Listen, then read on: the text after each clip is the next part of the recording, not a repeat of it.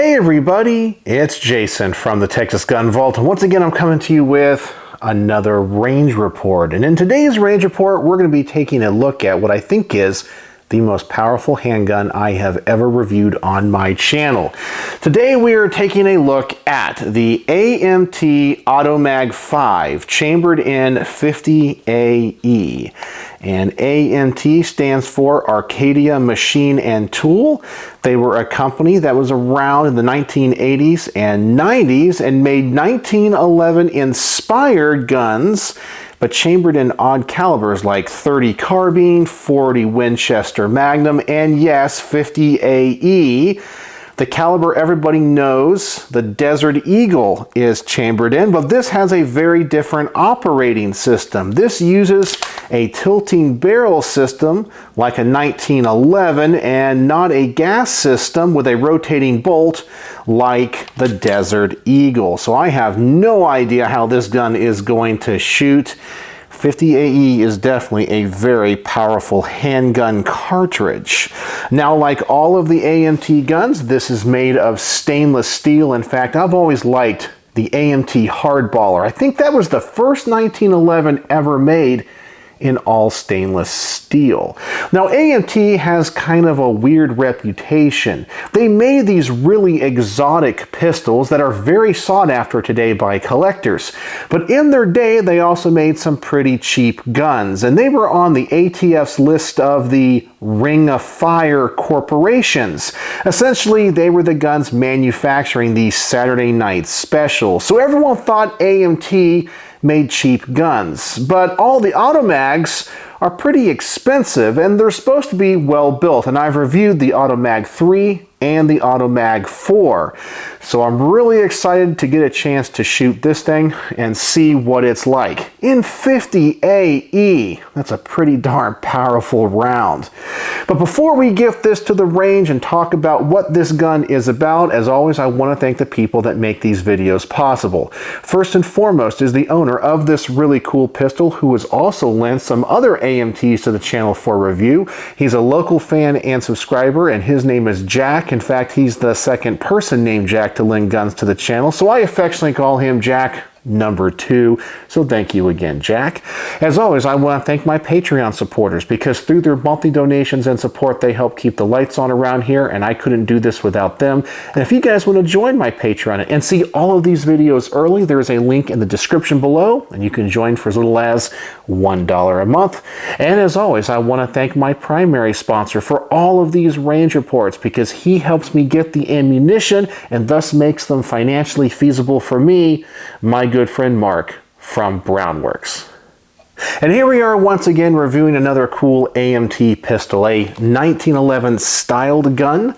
And most likely, if you're here, you love the 1911 and all of its different configurations. You probably have a great collection of them yourself, and you might even own a special heirloom. And if that's the case and you're looking for a set of customized grips to make your fine pistol even better, well, I have the perfect grip company for you. Brownworks. Brownworks is a custom grip company making a wide variety of grips for a wide variety of firearms out of a wide variety of exotic woods and materials. Mark is an artist, he's a craftsman, and the 1911 is one of his specialties.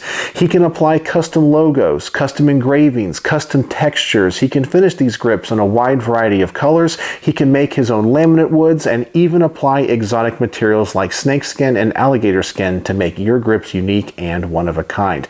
So I'm going to put a link to his website in the comment section below, as well as a coupon code for 10% off your first order. So please go check out his website. Make sure to contact Mark and tell him exactly what you're looking for. And when you place that order for your custom grips, please tell him the Texas Gun Vault sent you. Alright, so let's talk about the gun we have on the workbench today once more. The AMT, or Arcadia Machine Tool, AutoMag V, chambered in 50AE, or Action Express. And if you've never heard of this caliber, even if you're aware of the Desert Eagle, let me show it to you. I'll start by showing you a 45 ACP. If you've ever shot a 1911, you're very familiar with it. And here is the 50 Action Express. It is a very big cartridge, a lot longer than 45 ACP, and obviously a bigger diameter. This is a very powerful caliber, and I have no idea how this gun is going to tame this cartridge. But let's look at this gun once more. It's in all stainless steel. It does have a ported barrel. It is single action, and you'll notice the trigger is a little bit different than a 1911, and that's why I say it's a 1911 styled pistol. It kind of looks like a 1911 out here in the front. We have some panel grips on the side. Those come off just like a standard 1911. We have a slide mounted safety as well. This is a beast of a handgun. It is really, really heavy, and I think it has to be, once again, to tame this caliber. So before we get to the range, I always like to talk about the things that I like and don't like. And I always want to start with the positive first. And the first thing I like about this handgun is the concept. I love the mechanics of guns. And the fact that AMT even tried to put a 50 AE into essentially a 1911 is pretty darn cool. I may not like how it shoots, it may be way too powerful, but you gotta give them some credit for thinking outside the box. I also love the fact this gun is in stainless steel. It's so easy to clean, it's a great durable material. I love 1911s in stainless steel, and I'm also a big fan of the porting on this. Well, I'm a fan of it now. Maybe once I get it to the range, I'm not going to like it, but I'm sure it's going to be necessary to tame that recoil. But now let's talk about a couple things about this gun that I don't like. And the first thing I don't like about this gun is the magazine. I already told you it's a 5-round magazine, but man, does it stick in this gun really, really tight. I have 2 of these magazines, and they're really hard to insert. And the reason is on the side of the follower, we have this little nub right here, and that's the part that pushes up on the slide stop, but also it is spring loaded. Now, once the magazine is loaded and that lever or that notch is below the edge of the magazine, it's a lot easier to insert. But if the magazine is empty, you have to manually push that in to insert it into the gun. And once it's in there really tight. You're not going to be able to just quickly drop the magazine on this. You have to strip the magazine out. It's just in there really, really tight. Now, the other thing about this gun I don't like is the trigger. Now, actually, if this was any other gun, I would be singing this trigger's praises. But right here on the workbench, I can tell you this trigger is very light, and it barely has a wall at all. It's very hard to feel it. It's very hard to predict where that trigger is going to break. And I actually feel like putting this type of a trigger in a gun this powerful might be a little bit dangerous. But it's still a good trigger if this was in a standard 1911. But I want to show you it up close. So I'm going to go ahead and adjust the camera. I'm going to get out the Lyman trigger pull weight gauge, and I'm going to show you what this trigger is all about. All right, so let's take a look at this trigger and talk about why I think it is actually unsafe in a gun like this. Let's go ahead and first drop the magazine, ensure there is no ammunition in it, and of course, safety check the firearm. Make sure there's no ammunition in the chamber, and we are good. Now, as I mentioned, this is a single action gun, so here is our take-up. Barely any take-up. We hit what's kind of a wall, but it's kind of mushy, and I barely depressed that, and that hammer fell. That is really hard to feel and hard to predict. That is really light, and I'm kind of scared putting such a powerful cartridge in a pistol with such a light trigger. Now let's take a look at this reset. Little bit long. The reset is tactile and audible, and then you're right back at that wall. But I think you have to feel this to understand what I'm saying. If this trigger was in pretty much any other gun, it'd probably be pretty good. But let's test it out here on the workbench. I have the gauge out. Let me clear the averages. And let's find out what it weighs at. 2 pounds, 13.6 ounces.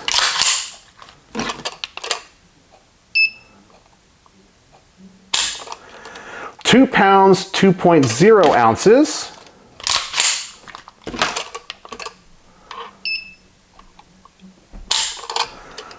1 pound, 12.12 ounces.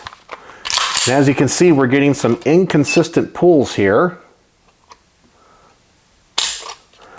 1 pound, 9.0 ounces.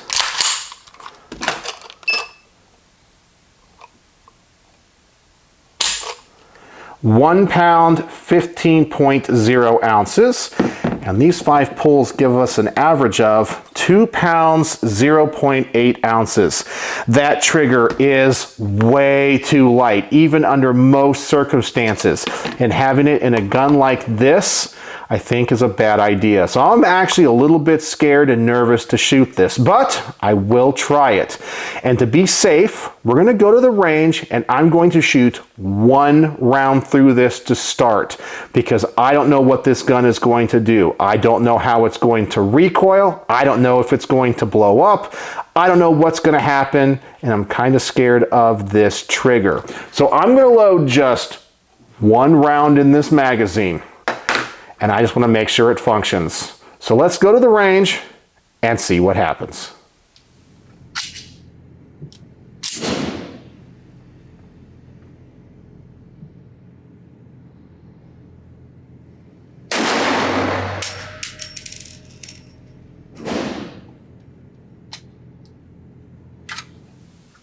And just from that 1 round, I learned a lot. This is a powerful handgun. Now, there seems to be a little bit of disconnect between the recoil and the muzzle flip. It doesn't really recoil all that bad. It kind of reminds me of the other AutoMags that I have reviewed, especially the one in .45 Winchester Magnum. I thought that one was going to hurt my hand, but actually it was pretty comfortable. Now, the porting on this barrel gives us a huge flash and a huge concussion, and I don't think the flash was really caught on camera. But even with this porting, this muzzle wanted to rise on me pretty darn quick. But the good news is, the gun didn't blow up. I was actually kind of worried about that. So now I feel safe enough to actually try to put a magazine through this. So here we go. I'm still a little bit nervous. I think I'm gonna be a little bit shy when it comes to this trigger because it is so light, and I just wanna be careful because I wanna be safe. So here we go. 1 magazine through this. I think it's 7 yards, and let's just see how the gun performs.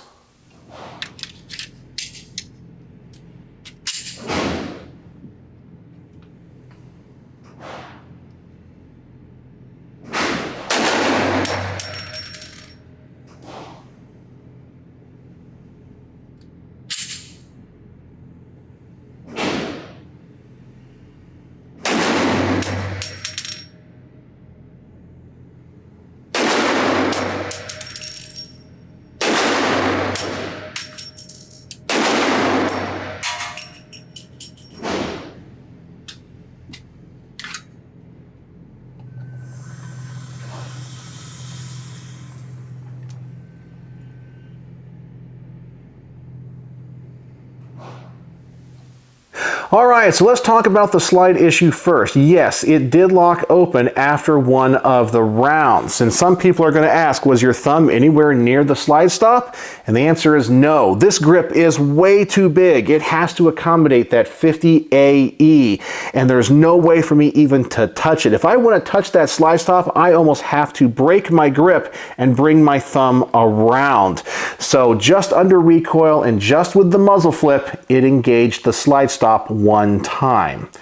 Now let's talk about how powerful this gun is. This is definitely way too powerful, I think, for the average gun owner. Unless you are a big bore, powerful handgun shooter, I would avoid this gun. It might seem like it's a cool idea and go, wow, I would love to try that out. But unless you're ready for it and have worked your way up to it, I might advise avoiding it. We've all seen those videos online where somebody puts a Smith & Wesson 500 Magnum in the hands of a novice shooter and they fire it one time and the gun comes back and it hits their head, or sometimes it even goes off twice. You have to be careful. This is a gun in that category, and only shoot it if you have experience with powerful handguns like this.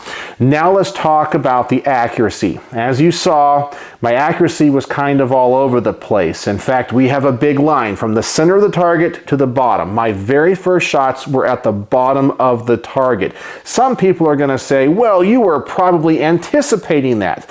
Well, all of the AMTs that I have shot have had this issue, and many times it is because the sights are adjusted all the way down. And you see we do have a screw on the top here to adjust elevation and a screw on the side to adjust windage. And I have neglected to mess with that screw in the other reviews, but I'm going to do it this time because this gun is shooting so low, and I do feel comfortable at least putting one more magazine through this. So I want to adjust these sights. I'm only going to back this screw out just a little bit and see if it helps the accuracy at all. So let's go back to the range, still at 7 yards, and put another magazine through this.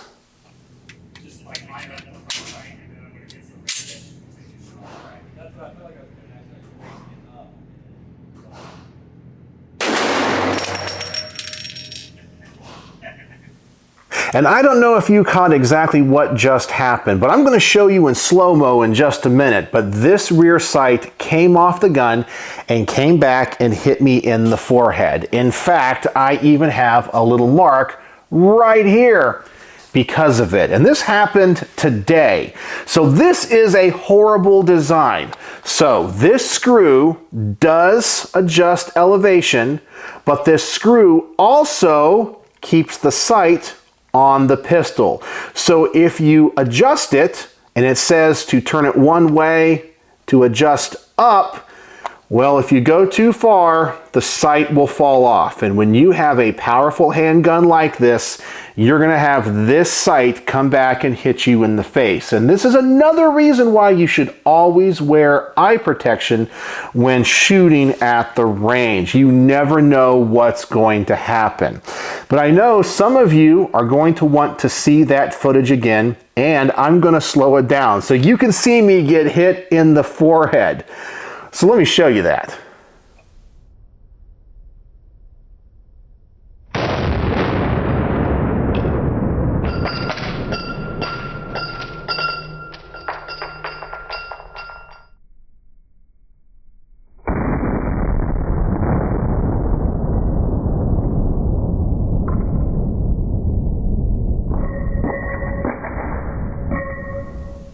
And I hope you enjoyed that footage. Now, when it came back and hit me in the head, I actually thought it was a cartridge, and I wasn't even aware that I was bleeding. But afterwards, I had blood all over my forehead. Luckily, as I said, it was just pretty much a minor cut, but that's why you should always wear eye protection, because if that would have come down closer to my eyes and I wasn't wearing it, I could have really gotten hurt.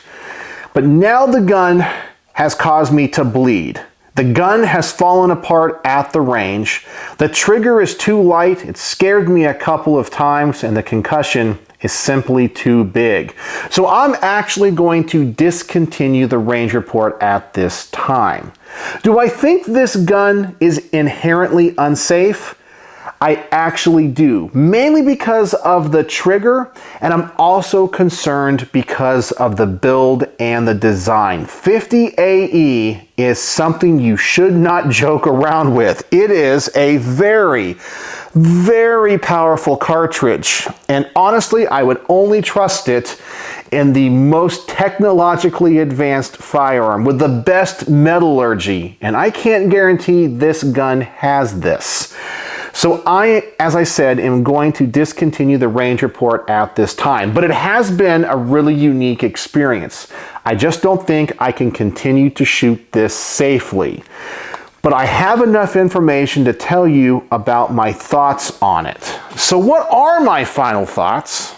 on the AMT AutoMag V in 50 Action Express. To put it simply, this gun is too powerful. It is not well built. This is a poor design with the sight. It is not practical. I think the only application of this gun is maybe a range toy if you're used to really powerful handguns, or a conversation piece in your rare gun collection. But I do not recommend anybody go out and buy this. If you want an AMT AutoMag, go with the one in .30 carbine, go with the one in .45 Winchester Magnum. Do not go for the one in 50 AE. The trigger simply is too light for a caliber that's too powerful. So on my star system, how would I rate the AMT AutoMag V in 50 Action Express? I'm only going to give it 1.5 stars out of 5. It did work. We had some issues, and I could tell we were going to have some problems with the accuracy, but the gun is unsafe. I'm just worried shooting it, and I would definitely not put this in the hands of anybody else unless they have a lot of firearms experience. But that's what I experienced with this particular gun. So let me know in the comment section below, have you ever fired an AutoMag V in 50 AE? What was your experience? Do you feel this gun is unsafe? And do you understand my perspective? I would love to know in the comment section below. And as always, thanks for watching. When I was shooting it that time at the range. So it